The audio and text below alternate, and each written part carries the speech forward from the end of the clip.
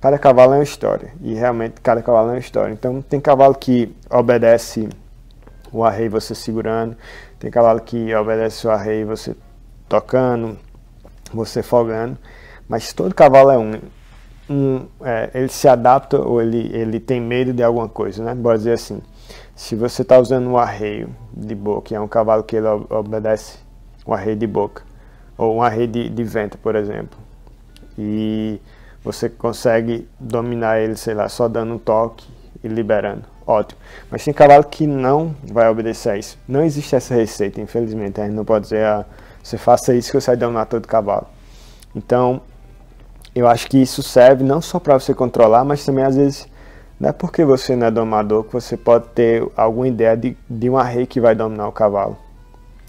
Então, nesse sentido, você tem que observar bem o que é que o seu cavalo tem medo, por exemplo, o que é que ele obedece.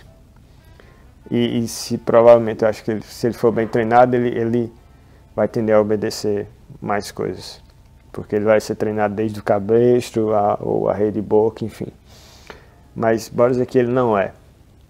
Todo cavalo tem uma certa sensibilidade, e onde ele tiver essa sensibilidade maior, se a gente não ferir essa sensibilidade, vou falar um pouco mais sobre isso depois, se a gente não ferir essa sensibilidade, você observando e identificando o que o seu cavalo tem sensibilidade, você pode exigir mais onde ele tem. E um exemplo disso é, por exemplo, o cavalo na venta ou no, que a gente fala no queixo, você tem sensibilidade no queixo, por exemplo. Então, você pode estar um arreio grande na venta, mas ele tem até cavalo que já feriu tanto, que é isso que eu queria falar, que cada pessoa tem um nervo, né? A gente reage de acordo com o nervo do corpo. Então tem gente que feriu tanto ali, por exemplo, a venda do cavalo, que o cavalo já não tem mais sensibilidade lá. Então ali você pode botar qualquer arreio que o cavalo não vai obedecer. Então bora usar voltando ao exemplo do queixo. Se você percebe que o cavalo obedece mais com o queixo, então talvez coloque uma ferramenta que vai exigir mais um pouco do queixo dele, ou aperte mais a queixeira para que ele obedeça quando você estiver correndo boi. Então acho que isso é muito importante, você observar o que aquele cavalo obedece ou o que ele responde. E aí fica bem individualizado, eu acho que ajuda muito. E nessa mesma coisa da individualização, o que eu vi foi o seguinte, eu vi várias pessoas, por exemplo, tem um cavalo muito bom, o cavalo abre demais, mas é doido na carreira e é doido na cancela. E como é o treinamento desse cavalo? É encostar no morão, descer o boi e escantear. Todos os bois é a mesma coisa.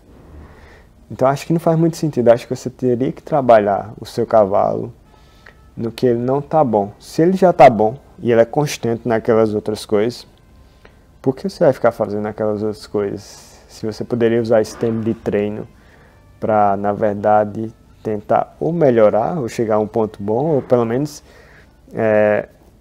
diminuir todo aquele defeito dos outros componentes de uma carreira, cancela e corrida, por exemplo. Então, acho que se o cara sabe abrir de boi, por que eu vou ficar todos os bois descendo e escanteando? Se ele é ruim na cancela, por que eu não tiro mais boi na cancela e tento melhorar ele na cancela, ou na corrida, por exemplo?